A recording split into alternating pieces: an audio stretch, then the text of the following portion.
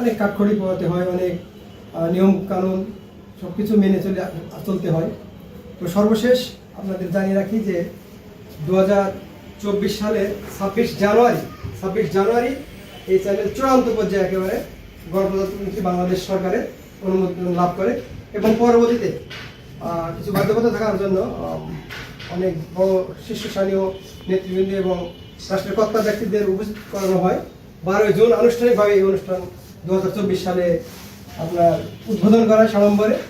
সেই থেকে channel S বিভিন্নভাবে সমাজের দুর্নীতি, রাষ্ট্রের দুর্নীতি সহ যাবতীয় নিউজ তুলে ধরছে। চ্যানেল এস আপনারা জানেন যে চ্যানেল এস 4 বার সংবাদ প্রকাশ করে, একবার বেলা 2টায়, সন্ধ্যা 6টায় এবং রাত 10টায়, এবং প্রবাসী ভাইদের জন্য একটা সংবাদ প্রচার হয় রাত 1টায়। এছাড়াও নাটক, সিনেমা এবং টক শোর মাধ্যমে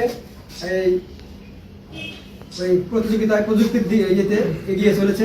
আপনারা আরও জেনে রাখবেন যে এআই সমৃদ্ধ একটি মাত্র প্রতিষ্ঠান সর্বপ্রথমে কার্যক্রম চালু করে সেই চ্যানেল এস।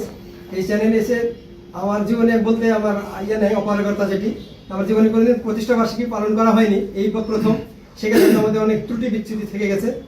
তো যদি কোনো ব্যর্থতা থাকে সেই দায়ভার আমি গ্রহণ করলাম, এবং আপনারা এখানে উপস্থিত হয়ে যেভাবে সাফল্য মণ্ডিত করেছেন, যদি কিছু সার্থকতা থাকে সেটি আপনাদের।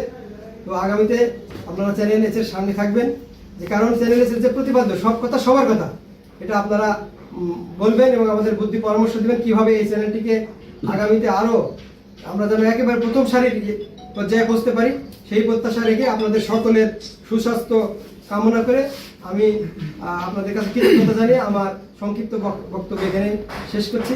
আল্লাহ হাফিজ।